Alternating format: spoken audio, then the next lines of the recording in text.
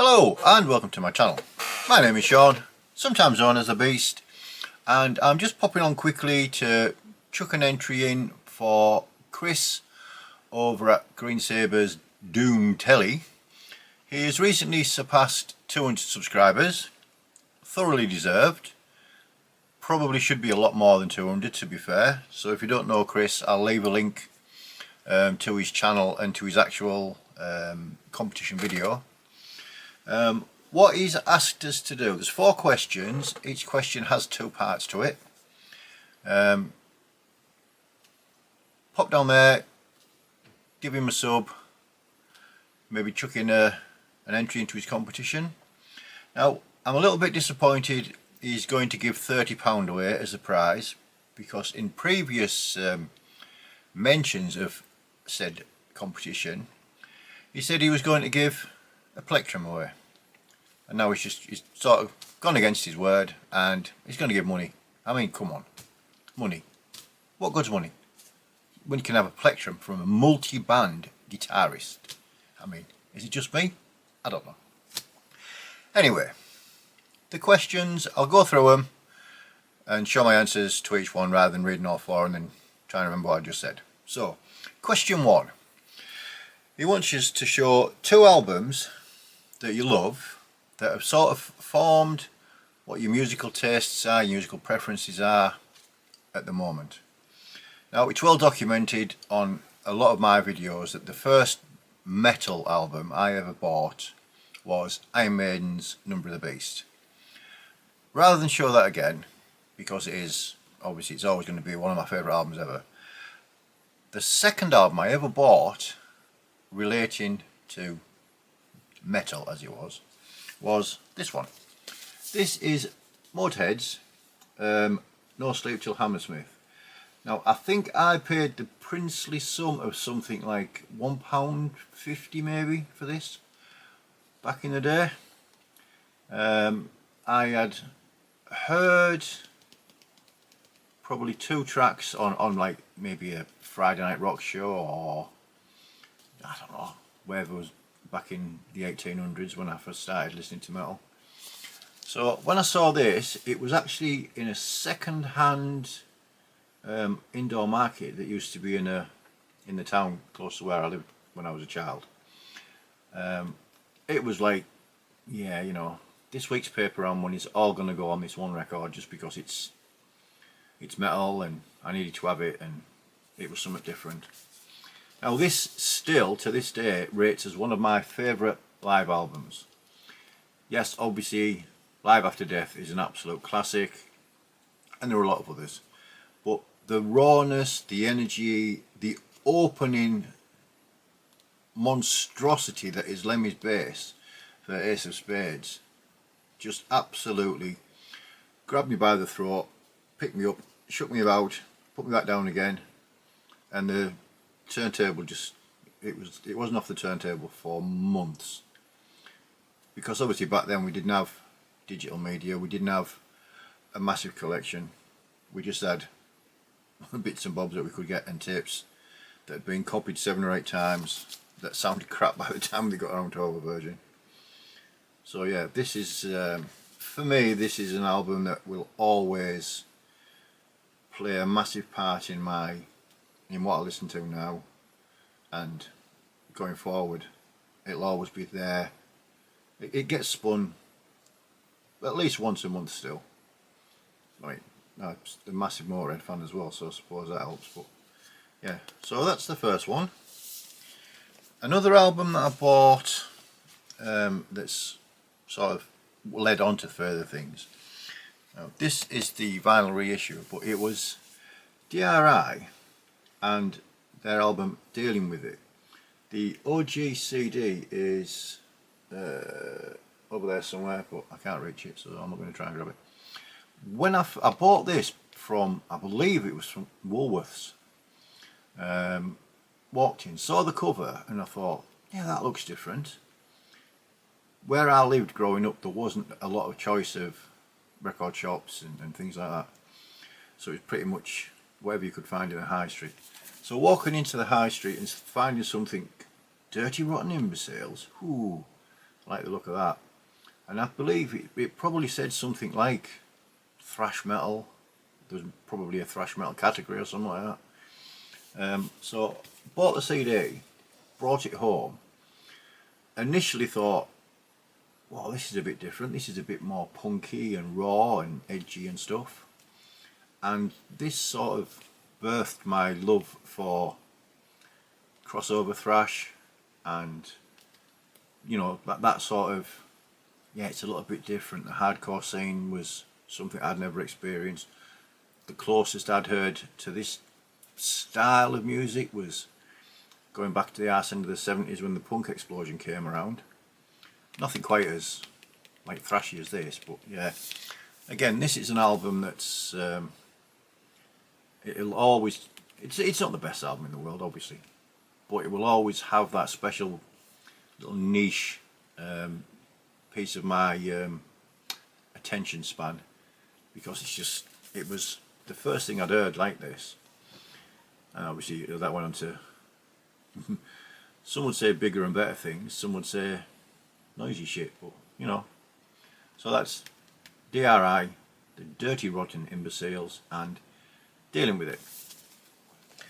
Question number 2 is show two bands, whose second album is your favourite in their discography. Now I keep looking down there because I wrote the questions down, just in case you're wondering why. This next band, I'd heard of them and I went to see Megadeth, and these gents were supporting them. Now back in the day, these gents used to support everybody. There must have been probably 50 times I could have gone to see them, but I never did until the Megadeth one. Seen them plenty of times since. And this is my favourite album out of their discography that happens to be their second release. This is The Almighty. This is their album Soul Destruction. When I heard The Almighty live, I went to see the guy in the local record shop the following morning and said, you know, can you get any in? And he actually had a copy of it. Well, he had this copy, and that was all that they had in there at that time. So I bought it. Didn't really know what to expect from a studio release compared to The Almighty Live, because The Almighty Live was superb back in the day. I haven't seen it for a long time, so I'm guessing they probably still will be. But when I heard this on vinyl, it was an instant, yeah, you've done the right thing there, and then gradually managed to get everything else that they've done. But there was something, obviously it's very melodic, but it's got that edge to it as well. Ricky Warwick's voice has got that nasty little sort of snarl to it, and yeah, I just think this is probably 8 out of 10, 9 out of 10, something like that album. It doesn't get spun very often now, to be fair. I might have to give it a listen later on when I finish doing this. So that's my question number 2. This is the first one of the 2 bands where their second release is my favourite in their discography. The next one's been shown countless times, by me especially, but I'm going to show it again because it's an iconic album. This is Autopsy, this is Mental Funeral, this is fucking excellent. This is a 10 out of 10 album. I love Severed Survival, I love pretty much everything Autopsy have done, but my go-to still, when I'm in the mood for an Autopsy listen, is this one. Now, obviously this is a repress, I haven't got the OG. Maybe one day I'll find a copy of it. But this is just, to me, this is probably one of the best death metal albums out there.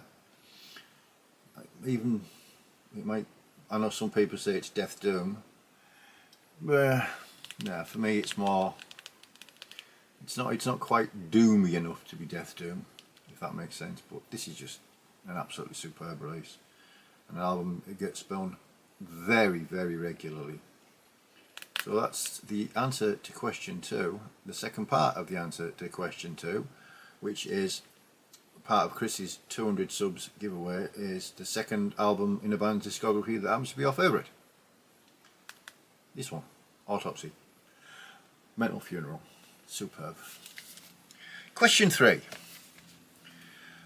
2 albums you didn't like at first, but you have grown to love. Now, there's a lot of these type of albums when you think, and then you spend more time with it. And again, it's one of those things, how long do you spend with an album before you just dismiss it completely? Or you say, well actually, yeah, this is good. This is Control Denied even. This is The Fragile Art of Existence. Now when I first heard this, I'd already heard things like leprosy and spiritual healing. So I was sort of, yeah, it's got Chuck Schuldiner in it. It's going to be good. And I played it, and I think I played it digitally, or somebody had taped it for me, something like that.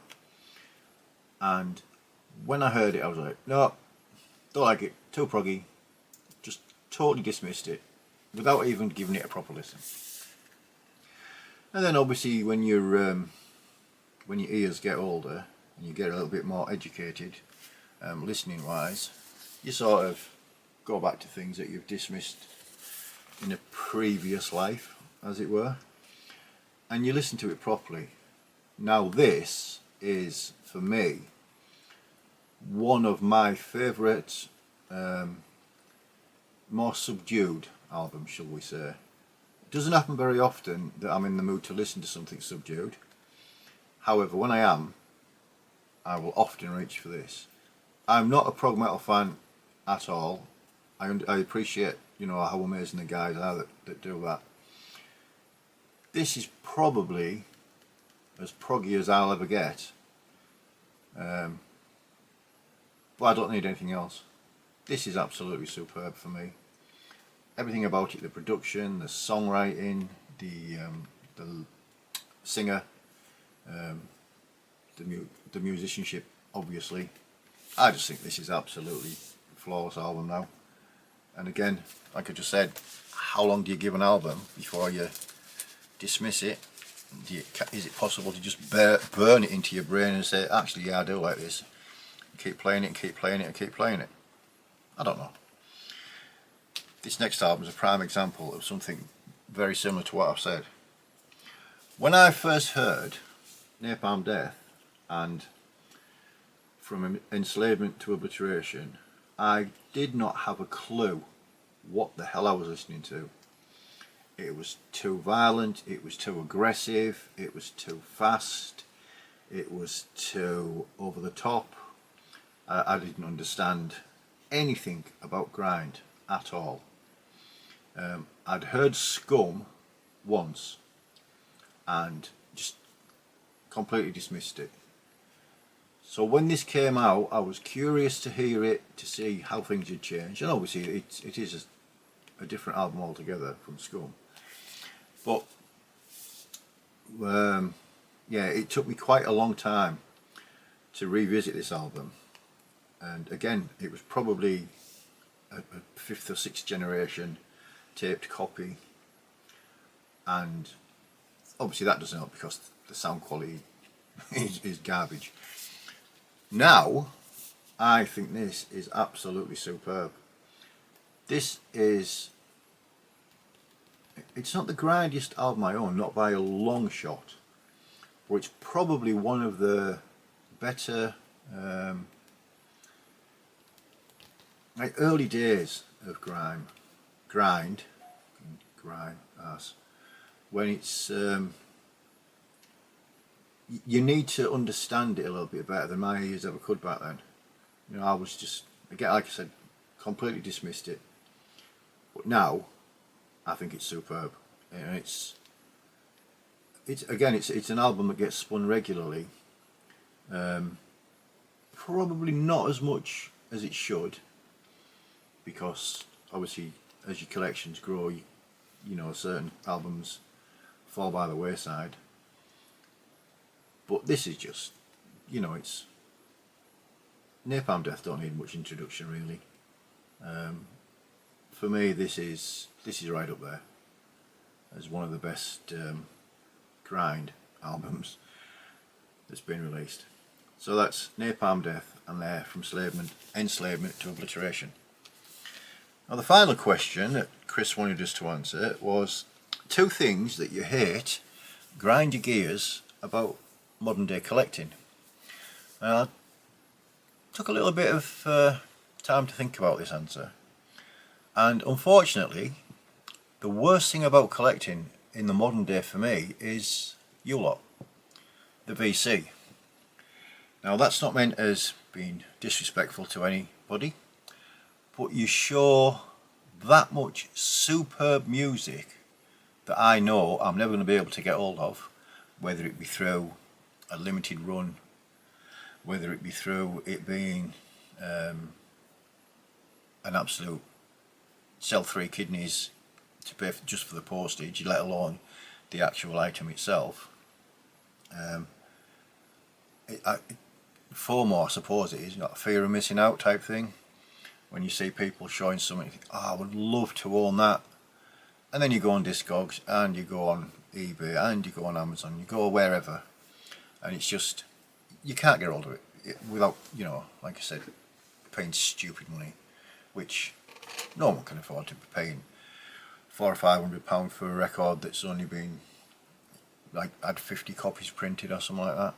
Yes, the thrill of finding an OG or an early pressing of something is absolutely superb. It doesn't happen as often now, and the reason it doesn't happen as often is my second part answer to this question. Discogs, absolute fucking wankhole of a thing, for the simple reason that years ago collectors would be able to nip into a second-hand record shop, look through, find a first press of whatever and get it for next to peanuts. Now, because of things like Discogs and fucking imbeciles that will pay stupid amounts of money for a record, then every other copy of that record that's sold, the people that are selling them are expecting, whoa, hang on, you got 150 quid for that, I want £150 for it. And then on the other side of that is the people that will find it somewhere, buy it off somebody that doesn't know any better, then flog it for 150 quid, never intending on keeping it. That's one of my biggest bugbears now, is the ability, because of the internet, yes, it's a wonderful thing and we can find lots of music to listen to digitally and it doesn't cost us anything. It's these other people that can then say, oh, how much money can I make out of this?